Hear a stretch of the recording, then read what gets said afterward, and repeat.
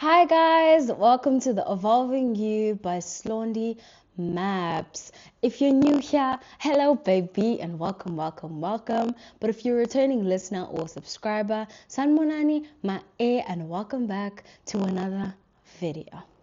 As you guys can see from the title of the video, today we're digging deep into such a hectic topic, hey? I didn't know how I was going to unpack this one because this for me is still a journey. Like it's still something I'm working on every day. And I realized, Duguti, I don't need to talk about things that I've worked on completely or I feel like I'm good at. It's you're evolving, I'm evolving. I say this all the time on every video that I make. But it's things that I'm learning every single day. And I've learned, Uguti, forgiveness is something that it's an act that you have to participate in every single day. It's something that you have to practice every single day. And as a child of God, it's something that's very important. Not just you're doing it for other people or just for the sake of, or, oh, child of God, you must forgive. But it also helps you to let go of certain things, to let go of things that you're holding on to that are stopping you from receiving the great things that you have for yourself in future, that God has prepared for you. But you're just holding back and you're holding grudges, Gesan, from the past.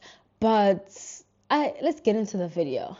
And when we start these kind of topics, I'd like to define what forgiveness means for me. And it might not mean the same thing to you, or we all have different definitions. Or I don't know really, but you get the vibe. I think for me, forgiveness is freedom. I think it's something that I'm working on and I feel like I needed to unpack because it's something that I'm working on right now. As you guys saw from the video that I was recording before this, if you didn't see it, go watch it and come back to this one. Don't relax, I know you have a free day. Go watch that one and come back. Come back. Don't forget to come back. But as you guys heard, I spent the whole of last year like with so much anger, with so much guilt, with so much turmoil, mostly towards myself more than other people because I couldn't figure out why people would do the things that they would do. So I couldn't sit in that because that would take me forever to figure out because I didn't know what was going on in their heads when they did certain things or when certain relationships fell off or when certain friendships fell off or when things didn't go my way or when like I felt like God wasn't hearing me. So I didn't want to dwell too much on why they did this, why they did that. But also, I realized, it takes two to tango. I also played some parts in my pain. I also played some parts in my suffering. And I had a lot of guilt and just like, I was really sad, Uti. Once again, I've put myself in situations that are not beneficial for me. So I sat in that guilt of just being like, why do I keep doing this to myself? Why do I keep putting myself in these situations? Why do I keep putting myself in these positions that are not beneficial for me, that are not from God? I don't even sit down and consult God.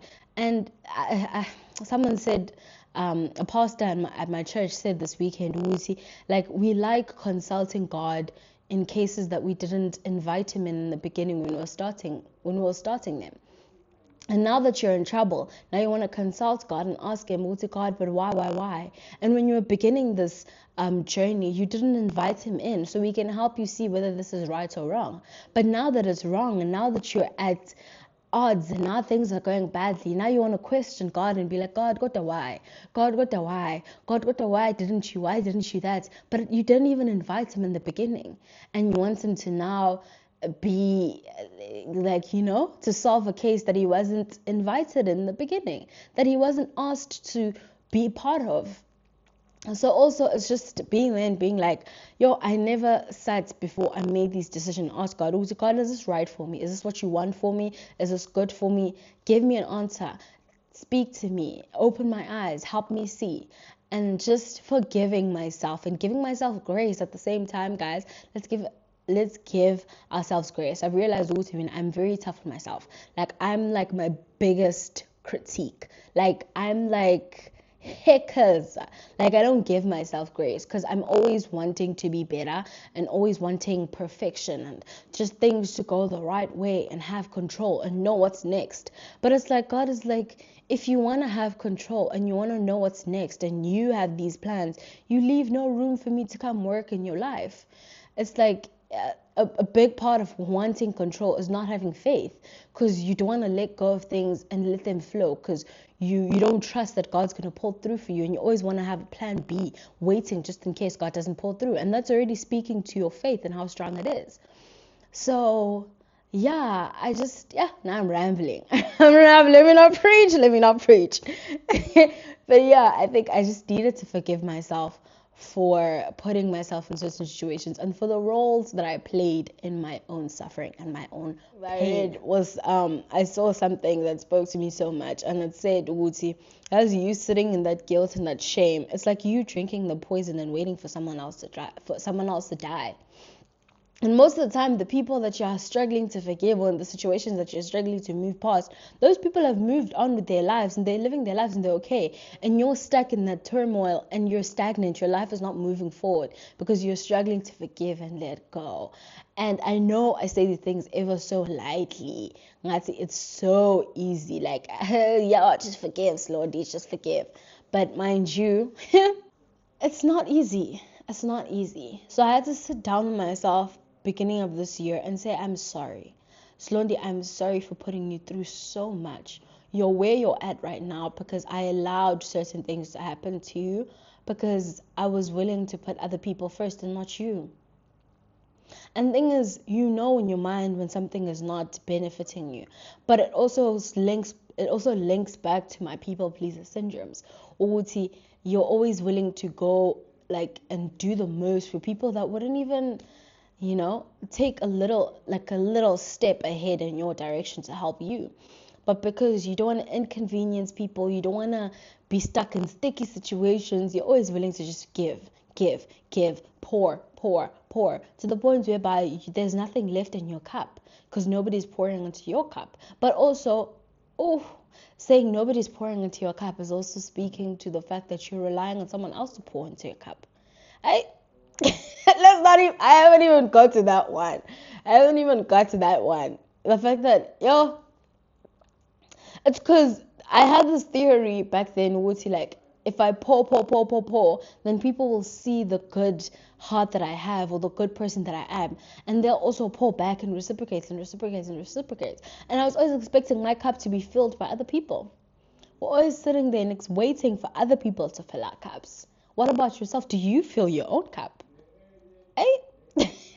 That's another topic on it. Let's not even go into that.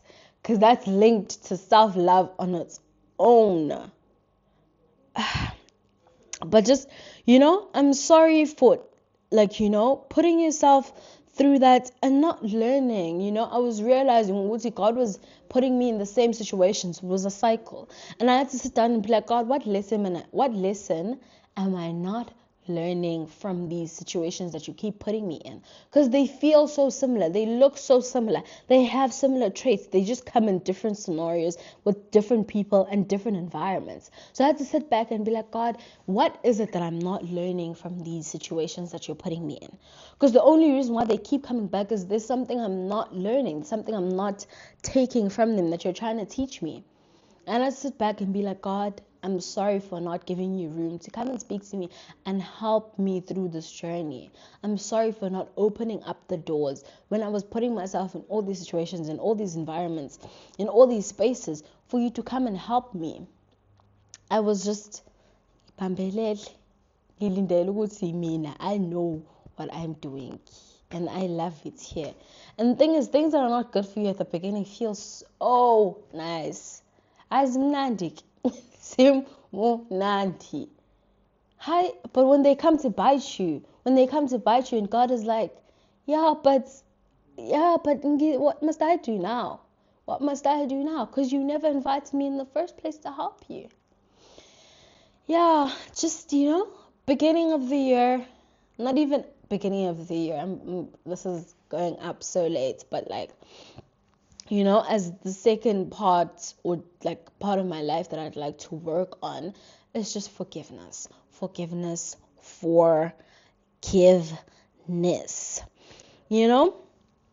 And I'd always question why things aren't working out for me. And I'd question God, and I'd sit there when things have gone bad, and I'd be like, God, but do you not see me? Do you not hear my prayers? Do you not see the struggles that I'm going through? Do you not see that my mental health is in shambles at this point? And I'm like, I started to question my faith and question if God is there, if God is with me. But God is like, you're questioning me when it's bad, but you don't invite me to help you when it's good. You don't invite me at all into your life. You don't give me space to help you. You don't ask for help. You just ask for help when things have gone bad. And that's when you come crying to me. But if you listen to me, you open up your heart and you open up and you ask for the spirit of discernment and you ask me for these things, I would never deprive you of these things. It's just that you yourself don't even believe that I can help you. You yourself don't even give room for me to help you. So it's like when I get to these when I get to this phase of like questioning, God is like, yeah. I'm joking. I'm sure he's not like, yeah. He's like, yeah, I can help you. I'm glad that you're coming to me. But God is like, let's not come to him only when it's bad. Only when things are now in shambles. Now we remember that we have a God. Now we want to come back to first base, and I want to pray, and I want to fast, and I want this. But it's like you need to live a life that speaks to your belief of God in the first place. And if you did and you understood the love that God has for you, and that spoke to the love you have for yourself, then you would never compromise. Never compromise anything that's going to affect your mental health, your physical health, or anything at all, Gesan. And, I had to, sit down and also just be like, God, I don't understand, but help me understand. I don't understand. I don't know what it is. I don't know what this lesson is. I keep missing it. I keep skipping it. And you keep bringing this lesson to me. Help me open up my eyes, God. Silence the noise in my head. Silence the negative thoughts. Silence the shame. Silence the guilt. Silence the sadness. Silence the wallowing. And help me, God. I don't understand, but help me understand. That was my biggest prayer. It's just help me understand. And after that, I needed to learn to be patient with myself. Because at the same time, one thing about me, I'm the type of person that can say these things and that has knowledge of these things. But when it's time for me to put them into play into my life, it's almost like, they run away. It's almost like when someone asks you, what's your favorite movie? And every single movie you've ever watched in your life runs far, far away. That's what happens to me once I'm in these situations that, I've been speaking about. And I'm like, yeah, got this. Yeah, that's what I'm supposed to do. That's what I'm supposed to do. Genzein. No. So I had to sit down and ask God. I'm like, God, please help me. Silence the noise in my head so I can hear you, so I can remember you. But also it's, yeah.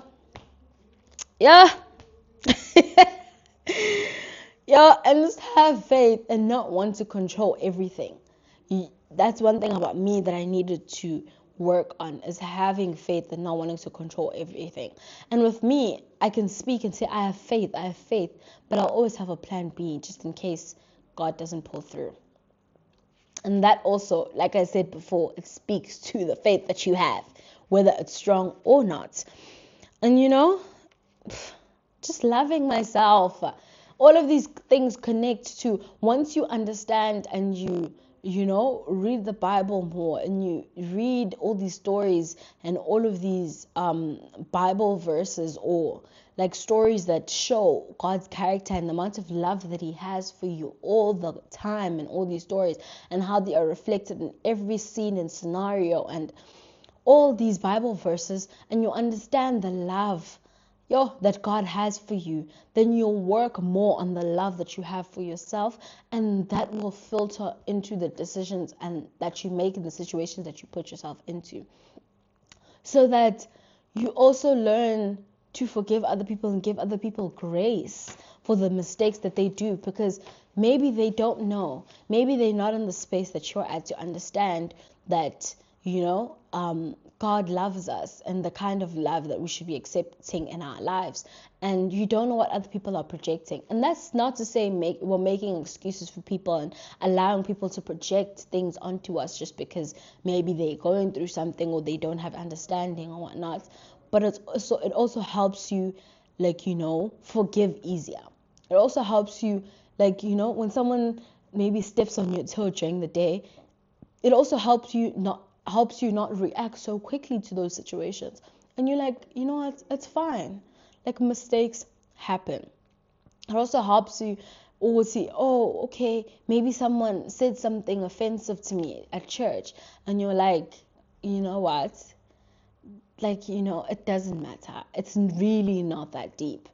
And you just walk. It also, it lightens the load.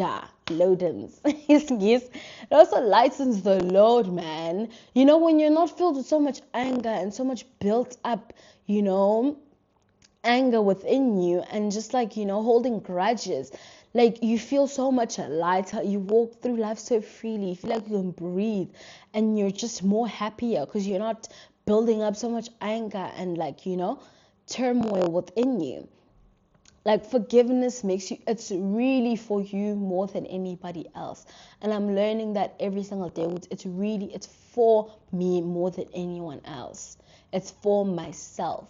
Because holding on to that anger and that pain, it only does me bad and nobody else. It only does me bad and nobody else.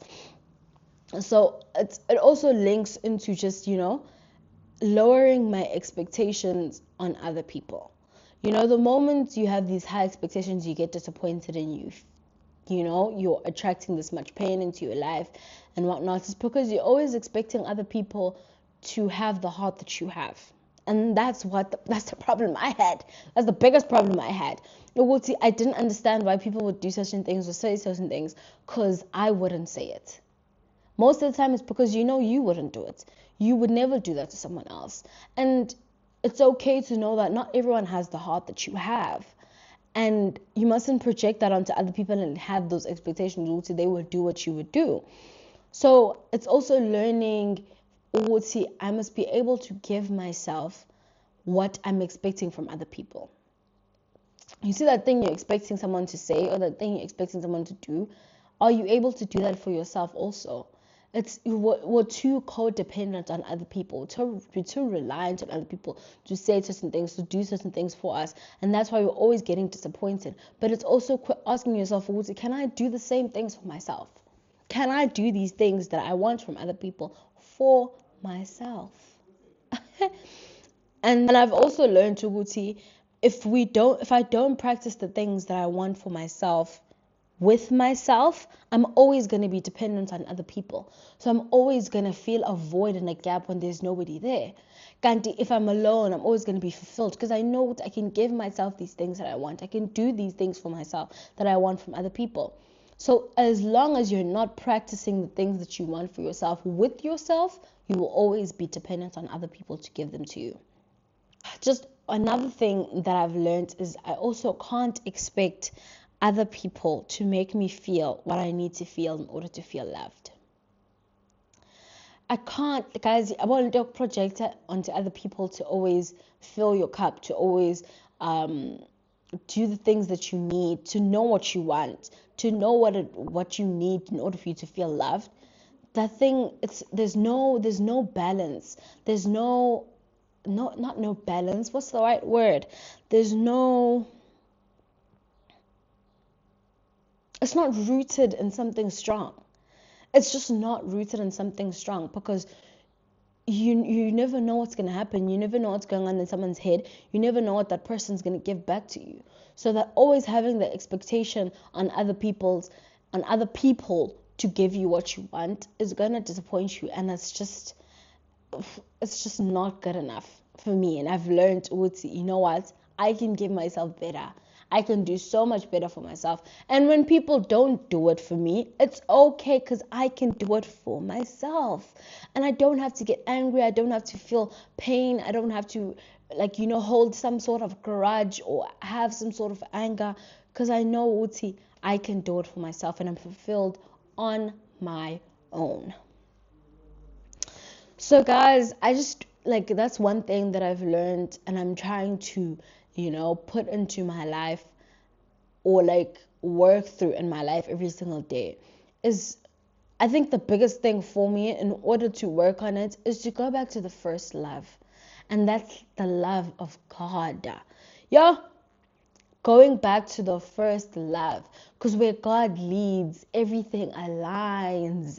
I was watching Victoria Mpumi this week that she recorded, speaking about where God leads, everything aligns. And that's literally where I want to go back to the first love, and that's the love of God, because there's no other love that amounts to that kind of love. It's unconditional, it's gentle, it's patient, it's everything that I need. And it comes with greater things that I want for myself and for the journey and for my life. And it never disappoints me. One thing about God, when He's made a promise, it stands, and nothing can shake it, nothing can break it, because God keeps His promises. If there's anything we must know and understand, is that God keeps to His promises. If there's anything you can hold God to, it's to His promises. That's why we must read the Word and know the Bible, because we can go back to the Bible and be like, God, you promised me this and this and this and this and this, and I kid you not, God keeps to His promises. And that's one thing you can hold Him accountable for. You said this, this, and this, and this. You promised me this, this, this. You promised me great things. You promised me a good life. You promised me life abundantly. And you promised me all of these things. And I want them now. And I know I have them because you've given them to me. Now help me find them. Help me find them. Help me find all these good things that you've promised me. Yeah. And just go back to God's first love. That's one thing I want to do for myself, is go back to God's first love and just know that I am loved. I am loved. I am. And also just to remember, everything around me needs to be an expression of God's original love for me. And that way you stop tolerating and accepting bare minimum and horrible things towards you, because you realize these things are not linked to God's original love for me. Do they speak to the love that I receive from my Father? Do they even reach that kind of love? Is this the love that God would give me? Is this what you're willing to accept? Are these the environments that you're willing to put yourself in? Is this what God would give you? So everything around me is something I'm practicing. Anything that I accept or anything that I put into my life needs to be an expression of the love that God has for me. And that's all I need. Anything below that, get away from me, Satan. I'm joking. But literally anything that's not, I'm not joking. Anything that's not that, get away from me. Don't waste my time. Don't waste my time. And one thing that Mpumi said in her video, she said, I believe God and I believe in God, but do I believe that I matter to God? Yeah. And that spoke to me so much, because I sometimes the reason why I have so much control over my life and I want to plan it out and I want to have plan B is because, do I really believe that I matter to God? Do I believe that my emotions matter to God? Yeah. And after watching that video, I'm seeing God in a different light. Like she said, we're always seeing God as a God of big things, as a God of miracles. But do we sit down and actually think that God is kind? God is caring. God cares about your emotions. You matter to God. Every single one of you guys matter to God. Your smallest, your biggest, your tiniest problem, give it to God. It doesn't have to be the big ones only. God is not only a God of big things. Every single thing matters to Him. And I had to sit down with myself and be like, I matter to Him. I matter. Everything in my life matters. Yeah, guys. Yeah. And the only way I can develop healthy relationships here on earth is if I'm developing a healthy relationship with God. Once I understand my purpose and just what I am made of and who has created me and who has brought me to this earth and what I have and the things that He has given me to function on this earth, and I understand my relationship with Him and the love that He has for me, then that's the only way that I can accept that kind of love here on earth and from people and in spaces that I put myself in, is once I understand that first love that I have been given from the beginning. From the beginning. Ever since I was rooted on this earth, I've had that love with me all the time. It just took me to realize it and sit down and realize, no. You're too pretty for this. You're too pretty for this. And just, believe in God. A lot of us believe God, but we don't believe in God. A lot of us believe in God, but we don't believe God, is what I meant. So just, loving myself and forgiving myself and giving myself grace. And just believing God is going to help me see the way, and God is going to help me lighten the load, and just help me see what He wants me to see, to open my eyes and just that's what we normally say in Zulu, and just help me see the light and help me see what He's trying to show me and help me see the path that He's trying to put me on. But I hope you guys enjoyed this video. If you did, don't forget to like, comment, subscribe if you're on YouTube. Tell your friends, tell their friends, tell their friends, tell their friends, tell their friends' friends, tell their aunt, tell their uncle, tell their friend, tell your best friend, tell your friend's friend, tell your enemy's enemy, and your friend's friend to come join the family, to listen on Spotify, to engage with my Instagram, my TikTok. I always post covers on TikTok because we sing like Kaya. And my handles and my links are down below. But thank you guys for watching. Love you loads, Kesana.